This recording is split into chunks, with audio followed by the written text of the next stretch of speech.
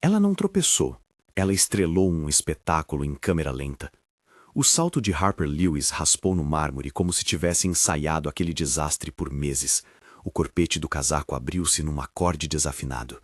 O crachá girou, canetas voaram em parábola perfeita, e o café, uma traiçoeira xícara de papel, executou um salto mortal antes de explodir num respingo que parecia coreografado com a música interior do lobby. Violinos fingiram drama por um segundo, depois alguém deu uma gargalhada abafada. O lobby inteiro prendeu a respiração, e entre os rostos atônitos havia uma tela que observava tudo com a calma de quem nunca perde o eixo. No topo daquela sala, nas telas que compunham a torre de controle da Langford Industries, Trevor Langford viu o acontecido com a mesma expressão com que alguém lê um relatório trimestral. Atento, clínico, indecifrável. Há quem chamasse aquilo de impenetrabilidade, outros de perfeccionismo. Para Harper, era um enigma que se aprontava a encarar nos próximos meses sem saber. Ela se levantou com o joelho roçando o mármore, a blusa marcada pelo café, uma mecha de cabelo presa ao adesivo do crachá. Palavras começaram a sair antes que o constrangimento chegasse. Ótimo, só o começo. Harper, arquiteta do desastre. Falou para si mesma, autossuficiente para que 2 júniors ao lado sussurrassem um "Boa, Harper", e para que um zelador, que segurava um rodo como se fosse uma espada, endireitasse a postura. A primeira coisa que Harper reparou, além do olhar de pena e curiosidade, foi numa microexpressão que cruzou o rosto de um executivo quando capsulou a cena num smartphone. Um segundo de divertimento mal disfarçado, rapidamente recolhido. Microexpressões eram a sua praia. Hobby, defesa, talento informal. Onde os demais viam um tropeço, ela via motivos, padrões, histórias não contadas. Aquela sobrancelha arqueada dela, aquela mordida no lábio dele, tudo falava. Por isso, quando as telas no alto do átrio mostraram o feed de segurança, o rosto frio do homem no gabinete central era a nota dissonante que começou a formar a sinfonia. Trevor Langford era conhecido por uma coisa: não sorria. Jornalistas inventavam teorias, colegas criavam grupos secretos para estudá-lo, os engraçados chamavam-nos de Hunters of the Lost Smile, e a internet, claro, compilava tudo em memes que ele provavelmente jamais veria. A variedade de motivos era imensa: infância rígida, treinamento de liderança, controle emocional absoluto. Harper, naquele primeiro instante, registrou outro possível fator: curiosidade. No olhar dele havia um equívoco que quase era ternura. Alguém registrando o caos como cientista observa uma experiência, anotando, catalogando, sem participar. Ela não tinha chegado a Langford para ser invisível. Viera com uma bolsa de livros de autoajuda que não teve tempo de abrir, uma pilha de pastas mal etiquetadas e uma intenção secreta que só dizia em voz alta quando batia o cartão: "Não vou me envergonhar." A queda, no entanto, oferecia boa matéria-prima para histórias, e ela sorriu, um sorriso parecendo pedir desculpas ao mármore. Alguém do topo apertou um botão. A tela transferiu o feed para a intranet interna e, num abrir e fechar de rotas de rede, o espetáculo se transformou em clipe. E clipe virou meme num prazo que assustaria qualquer pessoa que ainda acreditasse que reputação era coisa lenta. O que Harper não sabia, ninguém sabia ainda, era que aquele tropeço inaugurava uma corrente que puxaria, numa semana, os fios do terno do próprio Trevor. De início, o escritório foi um parque de observações. Jennifer, responsável por relações públicas, apareceu com lenços e um sorriso calculado. Marcos, do time de infraestrutura, ofereceu um comentário como quem joga um bilhete para distrair a colega. Se está procurando uma nova entrada dramática, acertou.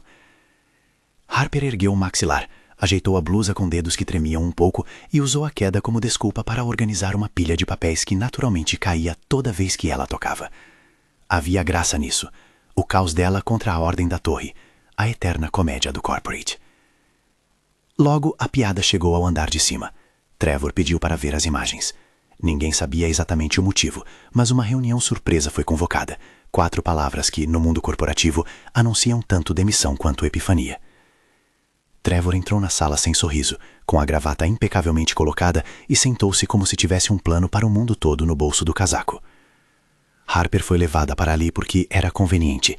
Ela aceitou. Havia um pequeno orgulho infantil em estar diante do homem cujos relatórios faziam manchete. O que ninguém suspeitava era que ela carregava um caderno de observações, mais para si do que para qualquer coisa útil, onde desenhava rostos e anotava o que cada expressão poderia significar. Havia um pequeno desenho, datado de 2 dias antes, onde escrevera: sorriso, raro, Quero ver. A sala de reuniões sentiu-se como um teatro. A luz sobre a mesa desenhou sombras duras. Os monitores mostravam o lobby em ângulo aberto, e os colegas tentavam a velha técnica de rir para aliviar tensão. Harper percebeu, com a lucidez de quem lê uma página duplicada, o tipo de respiração repentina que precede a mentira. Notou que Richard Donovan, o CFO, mantinha o dedo nervoso batendo na borda da mesa, um movimento involuntário que o entregaria mais tarde, mas que naquele momento era só um pequeno tremor de metal. Richard era o tipo de homem que havia aprendido a controlar a cena. Parecia elegante num terno caro e considerava o mundo como uma série de riscos calculados.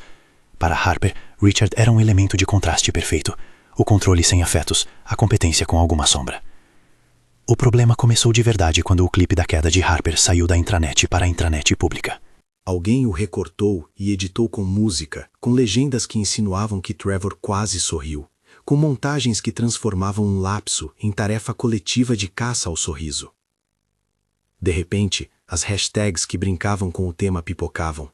A Lanford, como marca, ficou com o sorriso como tópico do dia, para o bem e para o mal. Em poucas horas, a brincadeira virou atenção. Em prazos ainda mais curtos, a atenção virou vulnerabilidade. E a vulnerabilidade, como Harper já começava a aprender, tem a péssima mania de deixar rastros. Dias depois, enquanto a empresa tentava recuperar o controle da narrativa com comunicados e gráficos sedosos, surgiram mais coisas. Uma planilha com números estranhos circulou por e-mails internos. Um relatório de auditoria apareceu com um carimbo que dizia "analisado". Não demorou para que alguém, em tom alarmante, mencionasse que havia transferências não autorizadas registradas. A língua corporativa se enrodilhava em investigação interna e análise de compliance. Harper sentiu o ar mudar na sala, a mesma alteração que antecede uma tempestade. As conversas se tornaram medidas, olhares vasculhavam o ambiente como procuradores invisíveis. O nome de Trevor apareceu na conversa. Alguém, talvez por puro pânico, talvez por raiva estratégica, sugeriu que as assinaturas eram anômalas. Alguém mais sugeriu que o vídeo viral era uma distração conveniente. Harper percebeu então o perigo. Brincadeira tornou-se tempestade, e tempestade agora atingia a figura central, o CEO que sempre estava acima das ondas. Ela se sentiu estranhamente responsável, não porque havia tropeçado, ninguém esperaria isso como crime, mas porque havia sido, por acaso, o gatilho de uma narrativa pública que escalou. No íntimo, teve um pensamento infantil e nobre. Se eu sou a única que lê microexpressões, talvez eu consiga ler algo que os relatórios não dizem. Talvez as pessoas não vissem o que ela via, sinais sutis de culpa, sinais de encenação, sinais de alívio, como se sua própria queda tivesse aberto uma fresta por onde podiam entrar coisas mais velhas, poerentas, escondidas. Harper decidiu não ficar só no papel de vítima do meme. Ela iria ajudar, não porque esperasse recompensa, mas porque odiava a injustiça quase por instinto. E também porque, lá no fundo, havia um desejo teimoso de conquistar o respeito daquele homem que raramente sorria. Ela não sabia dizer porquê, talvez porque as linhas do rosto dele pareciam desenhadas por alguém que fora treinado para não perder nada do mundo. Talvez porque o mundo dele seria um lugar mais simpático se alguém riscou o terno e mostrou que a gente pode tropeçar e seguir em frente. A primeira coisa que fez foi pedir para passear pelos arquivos físicos, dead files, como eram chamados em tom quase teatral nos corredores, gavetas que guardavam contratos antigos, notas promissórias, assinaturas que pareciam escritas por outras vidas. Ela e Marcos, que tinha acesso às chaves, rumaram para o depósito ao entardecer. O elevador, naquele percurso, ficou preso entre andares por 15 minutos, tempo suficiente para Harper notar a maneira como o corpo de Trevor relaxaria se estivesse preso consigo. O que você faria se ficasse preso com seu chefe? Foi o pensamento intruso que ela lembrou depois, rindo por dentro. No depósito, a luz era uma lâmpada única que tremeluzia, lançando um empoeirado brilho sobre caixas etiquetadas com códigos que só pareciam contar história. O cheiro era de papel velho e cola. Harper puxou uma caixa que parecia menor que as outras e abriu com a delicadeza de quem vira um relicário. Havia pastas, laudas, cópias amareladas que guardavam assinaturas que, de tão marcantes, tinham personalidade. Harper sabia, não por diploma, mas por hábito, que a maneira como alguém assina revela o passo da mão, se é firme, se é rebuscada, se há hesitação. Ela comparou. Uma assinatura antiga, de traço largo, assinada no canto do papel, pairava com a certeza de um hábito estabelecido. Em outra, uma assinatura parecia mecanicamente reproduzida, sem as inflexões naturais. A pressão era uniforme, o movimento parecia feito por uma máquina que imita, mas não vive. Harper fez uma careta, porque sabia que não era perita, só observadora, mas a diferença estava ali, como a água que corre em dois canais distintos. Enquanto isso, no outro lado do tabuleiro, Richard Donovan agia como quem tenta consertar uma mesa com um trapo. Aplicava discursos, mandava e-mails e articulava-se com advogados que tinham o sorriso calculado de quem sabe que tempestades também lavam sujeiras. Em público, mantinha a calma de sempre. Em privado, roçava as mãos, ajustava a gravata, fazia contas que ninguém veria. Havia uma coisa perigosa em seu jeito, competência sem remorso. Harper e Marcus encontraram mais do que assinaturas. Em uma pasta mal fechada, havia comunicações internas que lançavam luz sobre transferências com descrições vagas, aprovações registradas com timestamps que batem em lugar errado. Nada que comprovasse crime numa cena de cinema, claro, mas fragmentos que, alinhados, formam um quadro perturbador. Harper sentiu um frio de verdade, não o frio do medo, mas o frio de alguém que tocou algo importante sem ainda ter anestésico. Ela levou as cópias para Jennifer, que arregalou os olhos e fez o som de alguém que entra num corredor que cheira a problemas. "Isso não sai daqui", disse ela em voz baixa. E não saiu. Mas como as coisas costumam correr num edifício com mais câmeras que árvores no Parque Central, alguém ouviu e alguém repassou, e o assunto ganhou volume. Enquanto isso, do outro lado do vidro que separava o lobby do mundo, o meme da queda cresceu. Redes sociais passaram a discutir não só o tropeço, mas o sinal humano que parecia falhar nos altos escalões. Um homem que não sorri. Teorias pipocavam, gente fazia lives, influencers criavam montagens. A imprensa pegou, claro. No feed da Langford, o tema mudou do humor à seriedade, num movimento que lembrava uma tempestade chegando de repente, trazendo relâmpagos que iluminam tudo que está debaixo. Quando as primeiras perguntas sobre transações chegaram ao conselho, Trevor teve que subir ao púlpito, que não gostava de subir. Ele falou claro, com a voz cortante de sempre. Não sorriu. Sorriu menos que de costume, se é que isso era possível. Mas algo diferente aconteceu naquela fala. Uma palavra fora do roteiro. Erro. Saiu com uma leveza que indicava não apenas racionalidade, mas possibilidade de falha humana. Foi tão breve que muitos não notaram. Harper notou. Ela notou também o modo como os olhos dele, pela primeira vez, percorreram a sala à procura de apoio, do reconhecimento de que aquilo era um problema real, uma ferida aberta que poderia comprometer a integridade que ele tanto cultivava. Havia um segredo ali, não o tipo que se esconde atrás de cifras, mas um segredo de contenção. A admissão de que, apesar do controle, havia coisas que o sistema não cobria. O segredo dele, que mais tarde se revelaria em confidências trocadas no topo de um prédio e não nos corredores da empresa, tinha uma voz que parecia chocar com a imagem pública de perfeição. O que Harper ouviu, naquela noite, não foi uma confissão formal, ainda não. Foi um sopro de vulnerabilidade, quando, nos corredores, Trevor a viu saindo de uma reunião e, sem pretensão, perguntou se ela estava bem. Ele falou com o mesmo tom do homem que pede um documento, mas havia, escondida, a curiosidade que se dobra quando alguém observa algo novo. Harper respondeu com honestidade. Ela não deu conselhos, disse apenas: "Eu sou boa em ver coisas que passam rápido. Pode ser útil." Ele inclinou a cabeça, por um segundo, quase sorrindo de leve, o primeiro esboço daquele que viria mais tarde a ser visto como um gesto monumental. No amanhecer seguinte, a coisa escalou. Alguém encontrou um arquivo digital com assinaturas contestáveis. Mensagens vieram como pedras numa janela antiga. A diretoria se reuniu em pânico institucional. O conselho pediu análise. Tutores da imagem pediram silêncio. No refeitório, funcionários cochicharam e escolheram lados como se estivessem numa peça de teatro que não tinham lido. Harper, no entanto, sentiu que havia algo a mais do que apenas assinaturas desencontradas. Havia um padrão.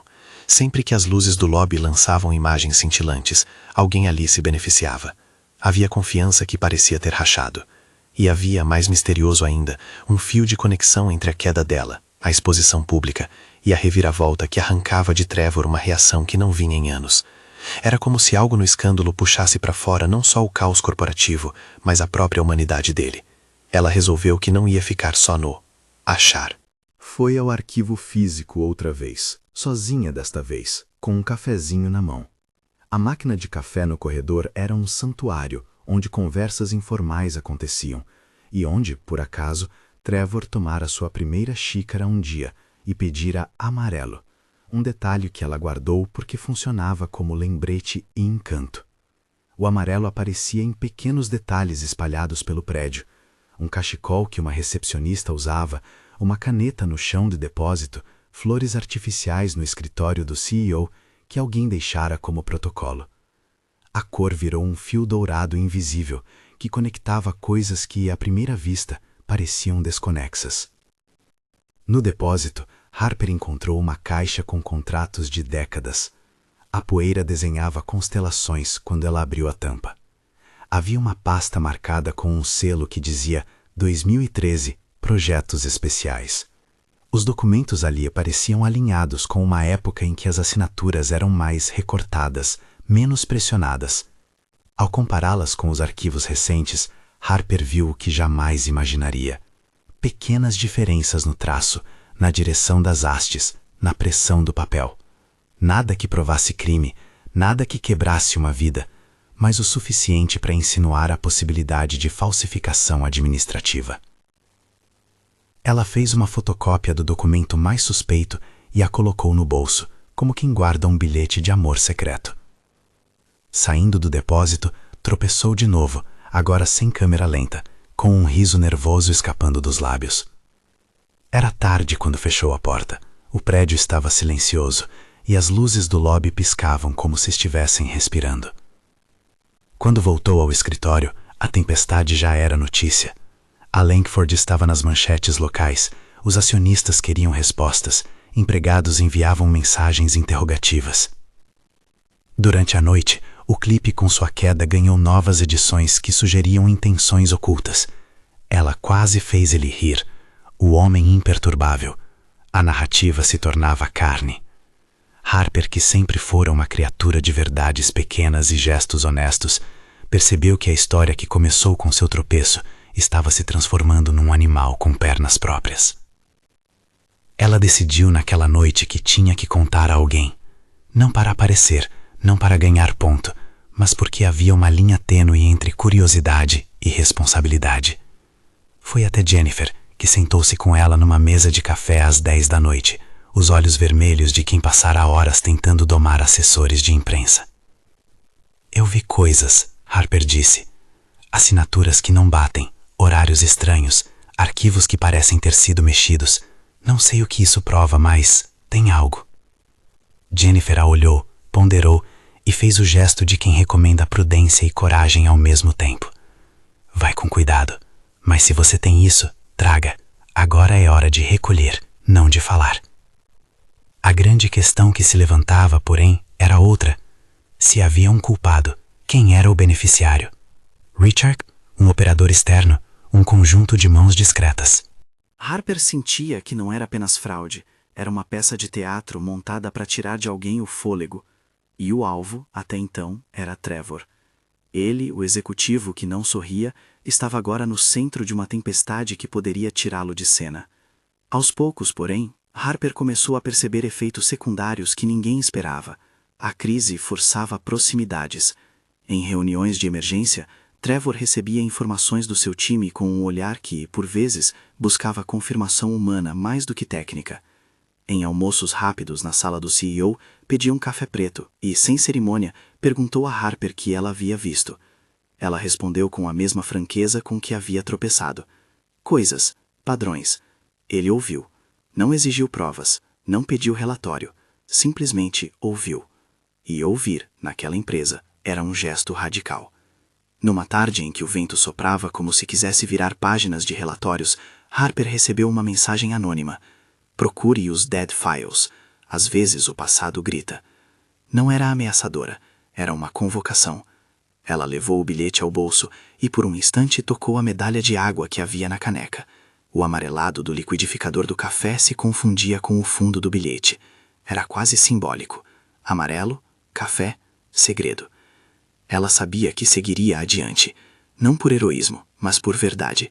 Havia uma sensação de que, se permanecesse sentada enquanto o mundo forjava narrativas, perderia a chance de resgatar algo que estava sendo erroneamente amputado. E, talvez, no fim dessa busca, apareceria um sorriso. Não o sorriso fabricado dos memes, mas um sorriso genuíno que precisava de uma razão para nascer. Ainda assim, havia algo que a incomodava mais do que a possibilidade de descobrir corrupção. A ideia de que, na hora em que a verdade viesse à tona, a responsabilidade que ela sentia poderia afastá-la. Trevor já havia, em conversa casual, mostrado um receio sutil de formar laços que durassem.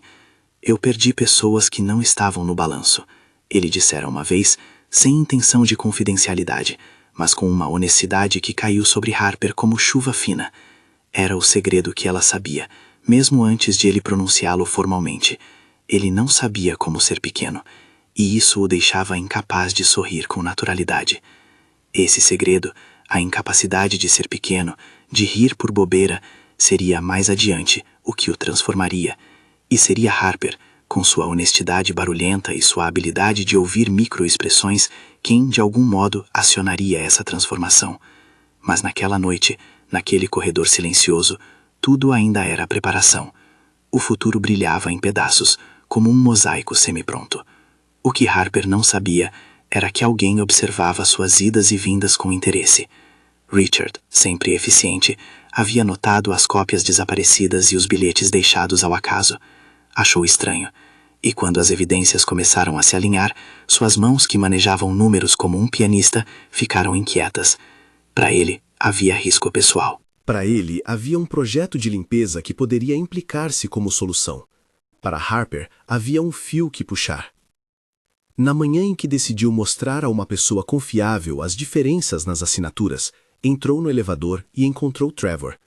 Ele vinha de uma reunião longa, os olhos cansados, a gravata levemente solta como se a tensão tivesse vencido por um momento. Ele olhou para ela, e por primeira vez a expressão foi menos uma máscara e mais um retrato de alguém cansado de segurar a respiração. "Você tá bem, Harper?" perguntou ele. A pergunta não era protocolo, tinha genuinidade. Harper quase riu de alívio. "Vou ficar", disse ela. "Não sou perita, só observo." Ele acenou, compreendendo. "Às vezes observar basta", respondeu. E ao falar isso, algo parecido com um sorriso, um pequeno arqueamento dos lábios, desenhou-se e desapareceu tão rápido quanto o reflexo de uma luz em vidro. Para Harper, foi uma pequena vitória. Havia fissuras na parede. Do lado de fora, a cidade seguia seu ritmo alheio. Trens estalavam, buzinas reclamavam, e as flores amarelas de um quiosque brilhavam como se avisassem que a resolução possível era mais suave do que se imaginava.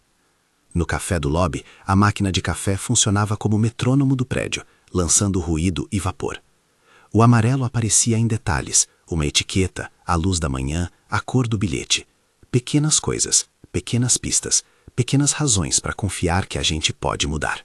E então, num gesto que era ação e metáfora ao mesmo tempo, Harper colocou a cópia das assinaturas no bolso do casaco, sentiu o papel dobrar contra as costelas e saiu para a rua. A cidade estava molhada, e um trem passou rezando com seu ruído metálico, como se fosse o som de algo que não volta atrás. Ela ainda não sabia que aquele passeio a levaria ao arquivo que mudaria tudo, que a abriria como uma janela para segredos antigos. Tampouco sabia que quando a verdade começasse a modular a narrativa, a reação pública poderia ser tão rápida quanto o viral que a lançou ao estrelato involuntário. O que sabia era uma coisa simples. Havia uma história maior do que o seu tropeço, um fio que convidava a puxar, e alguém no topo daquela torre, por trás dos monitores, estava mais vulnerável do que aparentava. E no fundo do bolso, o papel amassado com as assinaturas era uma promessa muda: não deixar que uma narrativa fosse escrita por quem tinha meios, mas por quem tinha olhos. Ela pensou por um instante no que faria quando a verdade viesse à luz. Pensou no que aconteceria com Trevor. Pensou também no que aconteceria com ela, se continuasse investindo o seu tempo num mistério que poderia explodir a qualquer momento.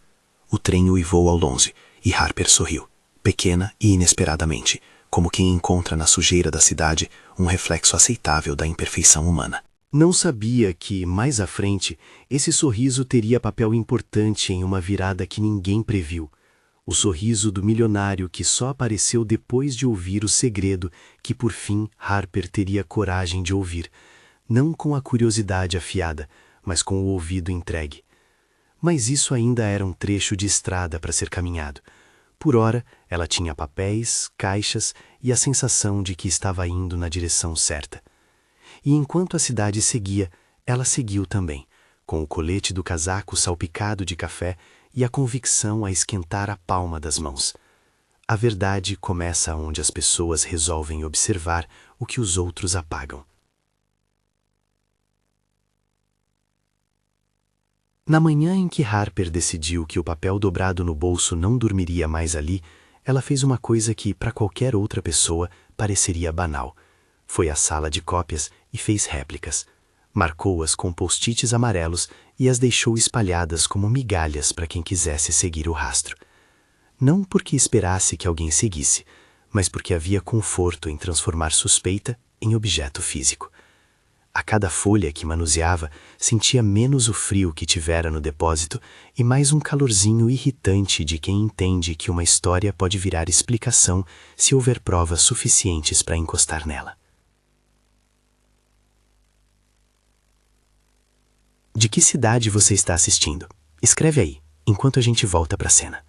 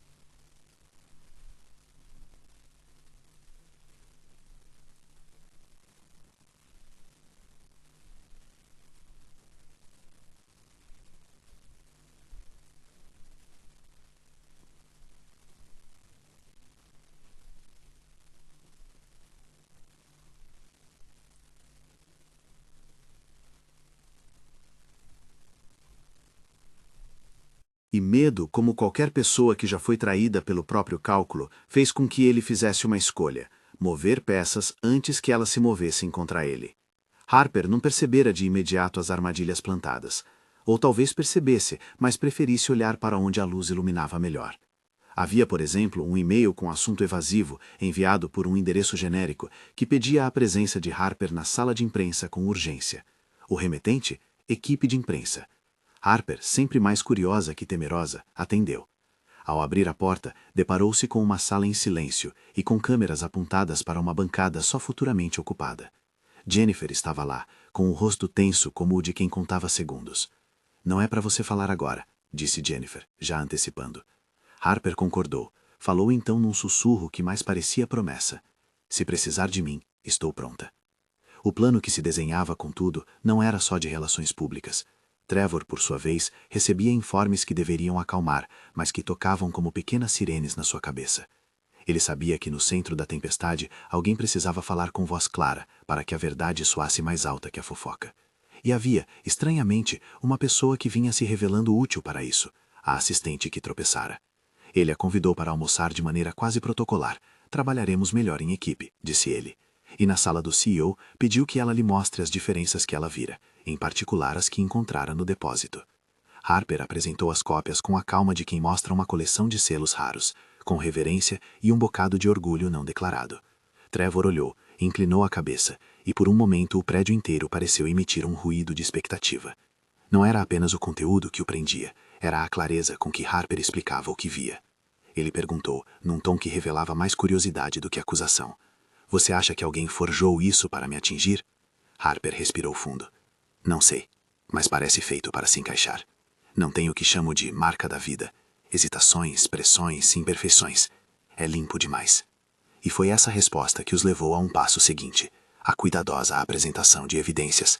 Não num tribunal, não num manual, num lugar que tinha microfones e pessoas com telefones prontos para gravar tudo. A Assembleia Geral, em que os acionistas e a imprensa se concentrariam. Jennifer não queria correr riscos, mas sabia que a transparência, quando usada com estratégia, pode reverter narrativa. Eles decidiram que mostrariam sim as discrepâncias, com moderação, mantendo a liderança da empresa à frente da versão oficial. Trevor, que não gostava de palco, mas preferia dirigir a cena, aceitou subir ao púlpito e enfrentar o clima. O dia da Assembleia amanheceu pesado, como um céu que guardou chuva a noite inteira. Reportagens já relacionavam hashtags a possíveis repercussões. Funcionários circulavam com olhares que misturavam esperança e medo. Harper se manteve calada, mas com o coração batendo como um metrônomo. Ela tinha papelada suficiente para inquietar um teatro inteiro. E mais que isso, tinha um registro coletivo, o comportamento. Microexpressões coletadas naquelas últimas semanas, passos de nervosismo, respirações que mudavam com o tom da conversa, olhos que desviavam quando a pergunta apertava, tudo isso era, para ela, a sutileza que juntava o quebra-cabeça. Na fila da entrada, segurança e jornalistas trocavam cumprimentos com a cordialidade de quem atua com diferentes scripts. Richard entrou com um sorriso polido, a gravata impecável como sempre, e posicionou-se entre os executivos que seriam chamados a falar. Ele parecia confiante, parecia ter visto tropa de reserva. O plano dele era claro: neutralizar, distrair, mostrar que as suspeitas eram fruto de tempestade midiática. Mas a noite e o dia tinham planos diferentes. A Assembleia começou com relatórios formalíssimos e gráficos bem ajustados. Trevor abriu com a voz contida, a fala afiada, e foi direto ao ponto. Reconheceu que havia anomalias nas transações, que a empresa levava seriamente a sério qualquer risco e que uma investigação séria aconteceria. Erro, disse ele, com os olhos procurando rostos familiares. Vamos descobrir a origem e punir os responsáveis. A frase era o suficiente para manter alguns acalorados e insuflar outros. Harper prestava atenção a cada micromovimento. Notava quando a mão de alguém começava a apertar o braço de uma cadeira. Notava um olhar que passava veloz pela sala. O tipo de coisa que, em conjunto, montava um retrato. O momento decisivo, se é que havia um, aconteceu de um jeito que ninguém planeja, por acidente. Harper foi chamada ao palco para mostrar comparativos. Era o que haviam combinado nos bastidores. Uma breve exposição técnica, nada sensacional. Jennifer, ao ver a seriedade dos olhares, apertou a mão de Harper com um gesto de aviso. Seja breve, seja só objetiva. Harper assentiu. Ela caminhou até o microfone, esbarrou numa mesa e, num daqueles pequenos milagres que parecem incompetência, seu microfone pegou. Mas o que se pensou que seria falta de profissionalismo tornou-se trilha sonora da verdade. Ela começou com a voz leve, explicando diferenças de contorno, as curvas que não combinavam, a pressão. As palavras foram simples, quase ingênuas. Alguém poderia pensar que era ensino básico, mas a transmissão ampliou tudo. A sala ouviu mais do que as palavras, ouviu tons e pausas, sentiu a integridade daquilo que ela não sabia como provar em um laudo, mas que sabia apontar com olhos de quem viveu observando. E foi aí que, sem querer, Harper falou algo que não estava no roteiro, um comentário sobre a linguagem corporal de alguém na sala. Quando alguém está mentindo, às vezes as mãos contam uma história diferente, disse ela sem apontar. Vocês viram o dedo dele bater na mesa quando falei disso. A frase, despretensiosa, caiu na sala como apontar a buzina de um carro em movimento. Os olhos se viraram. Câmeras capturaram. Microfones laterais iluminaram. Richard, cuja rotina de nervos se agarrava ao infinito sorriso, congelou por um instante. Foi um flash, um segundo de revelação. E então veio o que Jennifer tinha medido como risco e esperava como oportunidade. Perguntas da imprensa começaram a chover sobre Richard. Ele, que havia ensaiado respostas, recebeu uma pergunta após outra, e a pressão sentou-se ao redor do terno como chuva fria.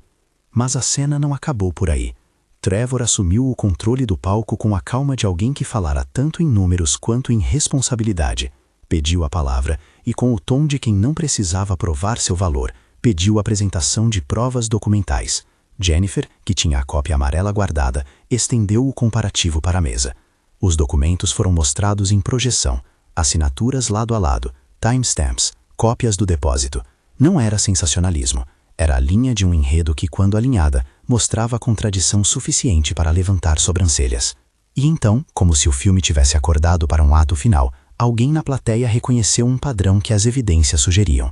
Houve movimentações registradas em horários que não batiam com os controles de acesso. A sala prendeu a respiração. Reportagens ao vivo começaram a destacar detalhes. Alguém mencionou transferências cujo propósito era vago. Em minutos, a narrativa foi costurada por olhares que buscavam culpados, e um pobre riso nervoso escapou dos lábios de Richard. Foi o riso errado, o tipo que vem quando alguém percebe que o tabuleiro virou. E para Harper, foi o sinal que ela sabia que poderia ser decisivo. Em seguida, veio o desdobramento mais rápido que qualquer um poderia prever. Richard tentou sair do prédio, talvez para respirar, talvez para planejar uma resposta, talvez para fugir. Segurança o percebeu e o abordou com a mesma calma com que se domina uma mesa de cirurgia. Não houve gritos nem câmera lenta dramática. Houve profissionalismo e o imenso barulho de telefones que registravam tudo. Ele foi contido, e a imagem de um CFO saindo escoltado transformou o tom do dia em algo que já não era só empresa, era a exposição pública. Não podemos afirmar o que aconteceu depois, juridicamente falando. Aquilo que se seguiu foi um processo narrativo. O homem que mantinha as contas da casa foi levado para prestar esclarecimentos. As manchetes da noite não eram mais só sobre um tropeço viral. Tratavam de responsabilização, de um executivo cuja rede de decisões começava a revelar nós perigosos. Trevor, por sua vez, voltou ao seu escritório com um semblante que misturava alívio e uma estranha leveza. Ele caminhou até a janela, olhou para a cidade com os olhos que sempre pareciam medir distâncias, e pela primeira vez em semanas, virou-se para Harper com algo que não era só reconhecimento profissional. Nos dias que seguiram, a empresa respirou como quem acorda de um pesadelo. A ação comunicativa de Jennifer tinha funcionado. A narrativa mudara de caça ao sorriso para a busca de transparência. A reputação da Langford surgiu como um organismo em recuperação, não perfeito, mas vivo. E Trevor, que sempre calculava, permitiu-se um gesto que já fora raro. Riu alto num corredor. Não um riso contido, mas um som que parecia vir de dentro. As câmeras registraram, claro, e em resposta surgiram memes novos. O sorriso recuperado, Langford ri, títulos que agora traziam menos escárnio e mais curiosidade.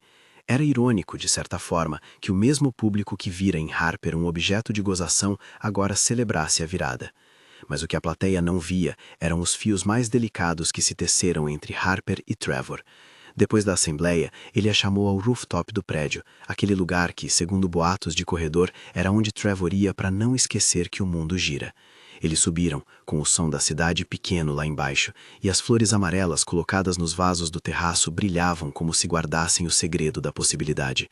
Trevor não era homem de grandes declarações, seu corpo preferia relatórios a poemas. Ainda assim, sobre o parapeito, com a cidade como testemunha distante, ele fez algo que seria lembrado como um momento em que as máscaras cederam. Falou. Não falou de finanças, nem de compliance. Falou de origem. Contou com voz que não pediu piedade, sobre perdas que o moldaram, pessoas que saíram enquanto ele ainda fazia contas, vínculos que pareciam risco contábil. Foi mais fácil não sentir, disse ele, encarando as mãos, como se a gesticulação servisse de amparo. Mais fácil manter tudo no lugar do que aceitar que estar em pé do lado de alguém é também uma forma de vulnerabilidade. Harper o ouviu. Ela, que ouvira microexpressões e lições, sentiu que o que vinha a seguir seria o segredo que mudaria o comportamento mais do que qualquer relatório. Ela falou, simples, direta como sempre. Sabe o que acontece quando a gente admite que não sabe como ser pequeno? Às vezes a gente encontra alguém que ensina. Você não precisa aprender sozinho. A frase, proferida sem floreios, fez com que ele inclinasse a cabeça e, quem diria, sorrisse. Não era um sorriso grande que mudava manchetes, era um sorriso pequenino, primeiro traço de algo que podia crescer. Trevor riu, e o riso veio com um choque. Ria não por piada, mas por alívio. Harper testemunhou um homem que se permitia erro, e foi a escuta dela, a coragem de ouvi-lo sem consertar, que desencadeou aquilo. Ele então abriu algo que chamaria de convite. Não pediu casamento no sentido formal, ainda havia cuidado nisso, mas ofereceu, com um gesto que misturou timidez e planejamento, um convite para ficar. Não uma proposta de emblema corporativo, mas uma proposta de permanência. Fica aqui, disse ele. Fica no meu time.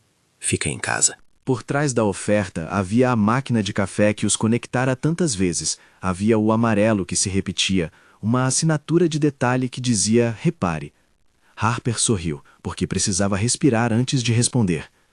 E se eu topar e depois me arrepender? Perguntou ela, como quem testa o limite. Ele respondeu com honestidade. A gente arrepende junto. E o rooftop testemunhou risos, silêncio confortável e um beijo curto, delicado, que foi menos o final de uma cena e mais o começo de uma nova pauta. Mas antes que o coração dos espectadores apertasse de contentamento, havia uma coisa a fichar no plano, a vindicação precisa. No dia seguinte à assembleia, a empresa divulgou uma nota oficial reforçando a investigação e elogiando o trabalho interno que ajudara a identificar irregularidades. Não era pompa, era a prática de quem tenta consertar. A pessoa que fora detida esteve sob investigação e a narrativa pública mudou para relieve e responsabilização. Harper foi reconhecida nos corredores, recebeu cumprimentos sinceros de colegas que antes cochichavam e até um bilhete anônimo de alguém que escreveu apenas "obrigado", com uma caneta amarela. Ela guardou o bilhete no bolso com a mesma reverência com que guardara a cópia do documento. Richard, por sua vez, tornou-se figura de processo narrativo, ausente do escritório, alvo de procedimentos que a companhia desejou ver resolvidos com a diligência que uma instituição deve ter. E mesmo quando a justiça real seguiu seu curso longe dos flashes, do lado interno havia uma sensação de que a verdade, essa entidade rara, tinha sido respeitada. Harper não buscava glória, queria apenas que justiça e honestidade tivessem a última palavra naquele capítulo. Os dias após a tempestade foram de costura. Harper e Trevor passaram por reuniões, por entrevistas, por desconfortos e por um ajustamento lento onde a presença de um convidava o sorriso do outro com mais frequência. Ele ria em situações pequenas, de um meme tolo que Jennifer enviava por e-mail, do café que agora pedia amarelo, por favor, como um inside joke com Harper. O terno que antes fora o mais madura, agora parecia uma roupa menos rígida. A máquina de café, que ficara no corredor como testemunha de conversas, ganhou um adesivo amarelo discreto de Harper, um pequeno sol que fazia os executivos sorrirem quando passavam. Houve também cenas que tinham a leveza de um filme bem escrito. Um dia, no refeitório, Trevor derrubou café na própria gravata e não teve a pressa de consertar a cena. Harper, ao seu lado, riu.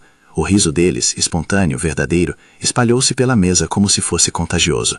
Marcos e Jennifer trocaram olhares satisfeitos, e até a recepcionista guardou a história como solteira novelesca. Sabe, disse Harper mais tarde, num desses corredores onde as paredes absorvem confidências, eu nunca quis ser viral. Trevor olhou para ela e, com um sorriso que agora já não era notícia extraordinária, respondeu, você só precisava ser vista. O epílogo dessa história, se a vida permite epílogos, veio em pequenos gestos encadeados. A empresa instituiu práticas mais transparentes, mas sem burocracia teatral. As flores amarelas permaneceram no rooftop como símbolo de pequenos ritos de gentileza. Harper foi efetivada com um título que soava oficial, mas que para ela era antes um reconhecimento tácito de que sua presença importava. Trevor aprendeu a rir mais, talvez com vergonha de quem foi naquela vida anterior que guardava tudo e com tesão pela chance de rir sem culpa. Houve um momento de celebração que, por excesso de bom gosto, acabou sendo simples. Trevor organizou algo que misturava o amor por detalhes com uma pitada do humor que agora pairava entre eles. Não havia plateia, apenas funcionários que, de bom grado, se juntaram a um café no terraço num final de tarde. No centro, como em cena final, a máquina de café, decorada com um laço amarelo discreto, despejou xícaras e risos.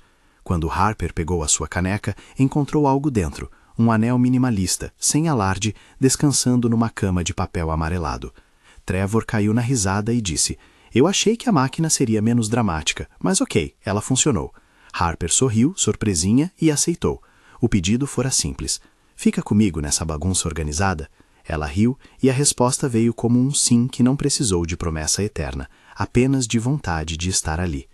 A imagem final que ficou para muitos foi essa: Trevor sorrindo de verdade, um sorriso gentil e livre, não como tema de manchete, mas como parte diária de um homem que aprendeu que o controle absoluto é, no fundo, uma prisão.